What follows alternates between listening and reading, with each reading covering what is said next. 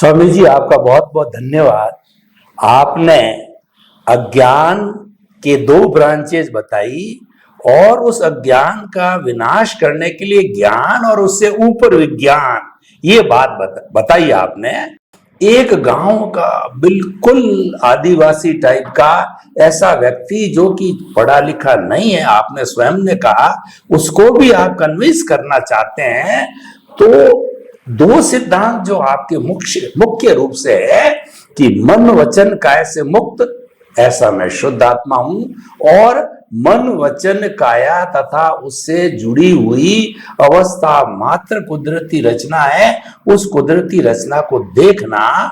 तो मैं ये जानना चाहता हूं, ऐसा व्यक्ति दोनों सूत्रों को अच्छी तरह से समझ ले और उसको दृष्टि में बिठा ले, उसको ज्ञान दर्शन में बिठा ले, और कोई दूसरी प्रकार की कोई क्रिया करे या न करे, तो क्या ऐसा व्यक्ति इस बात का संतोष पा सकता है कि मेरे मुक्ति की नींव लग गई? जो मुक्ति जाना तो दूर है, तो वो क्या इस बात का संतोष कर सकता है कि इस जीवन में मैंने मुक्ति की नींव लगा दी? कृपया ये हमारे दर्शक और श्रोतागण इस बात को बहुत अच्छी तरह से जानना चाहते हैं कि हर एक मुक्ति की नींव लगाना चाहते हैं, और ये दो सिद्धांत को अगर रखें तो क्या नींव लग सकती है?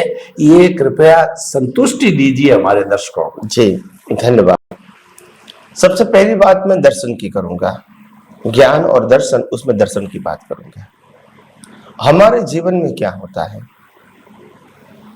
कि हम जिस प्रकार से जीवन जी रहे हैं, मन वचन काया से जन्म से मौत तक, आखिर उसका संचालक कौन है, इसका क्रिएटर कौन है, इसका ऑपरेटर कौन है, और इसका अंत लाने वाला कौन है, वो पहले समझ लोगे तो मालूम हो जाएगा कि मन वचन काया उनकी अवस्था कुदरती रचना है। तो मैं आपको स्टेप बाय स्टेप समझाता हूं ताकि समझने के लिए आपको एकदम आसान हो जाए। कोई गहरी भाषा नहीं, कोई मेरा ऑर्नामेंटल वर्ड्स नहीं रहेगा, डेकोरेटिव वर्ड नहीं रहेगा, शास्त्रोक्त शब्द नहीं रहेगा, आम जनता की भाषा का ही मैं प्रयोग कर रहा हूं। तो जैसे ये दुनिया में जितने भी मनुष्य हैं, वो मनुष्य के अंदर की जो सिस्टम है, डिजाइन, इंटरनल बॉडी की डिजाइन, वो सबकी एक है, अलग अलग नहीं है। और इसीलिए दुनिया का कोई भी डॉक्टर कोई भी बॉडी को रिपेयर कर सकता है, because the system is the same, internal system, जिसको हम डिजाइन कहते हैं। तो ये सिस्टम एक क्यों है? नेचर मेड है या मैन मेड है? अगर मैन मेड होती तो सबकी अलग अलग होती, मगर नेचर मेड में तो ऑप्शन नहीं होता है। और इसीलिए हमारे सभी व्यक्तियों की इंटरनल सिस्टम फिजिकल वो नेचर मेड है, और इसीलिए सबकी एक है। इसीलिए सबसे पहली बात, ये शरीर की डिजाइन कुदरत ने बनाई। सेकंड, ये फिजिकल बॉडी जो हार्ड फॉर्म बोलते हैं, जो हम आंखों से देखते हैं, वो पंच महाभूतों का बनेला है, पृथ्वी, जल, वायु, अग्नि और आकाश। ये भी किसका है? कुदरत का है।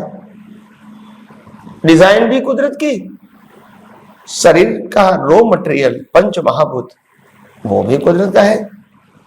उसके अलावा चलो शरीर तो कुदरत ने बना दिया, अभी उसको 100 साल तक जिंदा रखना है, तो मिनिमम रिक्वायरमेंट कोई भी बॉडी को क्या रहेगी? हवा, पानी और खुराक। वो भी कौन प्रोवाइड करेगी? कुदरत। हवा, पानी, खुराक का मैन्युफैक्चरिंग नहीं होता है, वो कुदरती बनाएगी। वनस्पति भी कुदरत बनाएगी, हवा भी कुदरत की और पानी भी कुदरत। ये तो हवा, पानी, खुराक वो भी कुदरत का है। इसके अलावा आगे जाएंगे तो हमारा जो जीवन है, लाइफ, मन वचन काया से चलता है, उसमें अलग अलग प्रकार के कर्मों के भुगतान के संजोग आते हैं। क्या वो हम बनाते हैं कि हम उस भुगतान के भोगी हैं? हमारे पास चॉइस नहीं होती है। क्या हम भुगतान स्वयं करते हैं या हमको करना पड़ता है? तो सभी को कंपलसरी है, राम को वनवास जाना ही है, चॉइस नहीं है। राम की सीता जी उठा के ले ही जाएगा, राम की चॉइस नहीं है, सीता जी की भी नहीं है। अगर गलत बात है तो भी राम की बात रावण नहीं मानेगा, ये तो होके रहेगा। कृष्ण भगवान का भी जन्म जेल में हुआ था, कोई चॉइस नहीं, पैदा होते ही अलग माता पिता घर में रहना पड़ा, कोई चॉइस नहीं। महाभारत के अंदर इतना सारा समझान दुर्योधन को समझाने के बाद फेल हुए, नहीं समझ पाए, युद्ध करना ही पड़ा, चॉइस नहीं।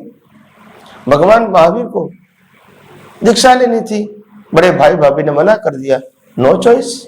आप देखो चॉइस किसके पास है, क्या हमारे पास है? नहीं है। तो कहने का मतलब कर्मों के भुगतान के संजोग भी कुदरत देते हैं। वंस अगेन आई रिपीट, ये कर्म, इस शरीर की डिजाइन कुदरत ने बनाई है। ये फिजिकल फॉर्म का शरीर जो पंच महाभूतों का है वो भी कुदरत का है। इनको जिंदा रखने के लिए हवा पानी खुराक भी कुदरत का है। तो कर्मों की भुगतान के प्रत्येक संजोग कुदरत देती है। और लास्ट में श्वास बंदी कौन करती है? कुदरत। अभी आपने ये जो वर्णन सुना उससे तो आपको मालूम हो गया ना कि मन वचन काया जन्म से मौत तक उनकी सभी अवस्था कुदरती रचना है। तो कुदरती रचना है तो फिर देखने में क्या तकलीफ है? अगर नहीं देखोगे तो राजवश हो गए ही, मैंने किया, तुमने किया, मेरा है, तेरा है। वास्तव में क्रिया भी कुदरत करवाती है और व्यक्ति या वस्तु की आपले भी कुदरती करवाती है। तो इसीलिए ये जो कुदरती रचना है वो समझना हमारे लिए बहुत इंपॉर्टेंट है। और मैं नेक्स्ट एपिसोड में और थोड़ा विस्तार से दर्शन की बात करूंगा और ज्ञान की भी बात करूंगा। स्वामी जी आपका बहुत बहुत धन्यवाद। आपने जो ये दो मुख्य सूत्र है उसके ऊपर ज्ञान दर्शन के रूप में प्रकाश डाला है और भी डालते रहेंगे। बहुत ही सुंदर व्याख्या करी, जो कि छोटा से छोटा व्यक्ति जो कि कम पढ़ा लिखा है और थोड़ी सी समझ रखता है वो भी इसको पालन करे, जीवन में उतारे तो वो मुक्ति का मार्ग बना सकता है। आपको बहुत बहुत धन्यवाद स्वामी जी। जय सच्चिदानंद। जय सच्चिदानंद।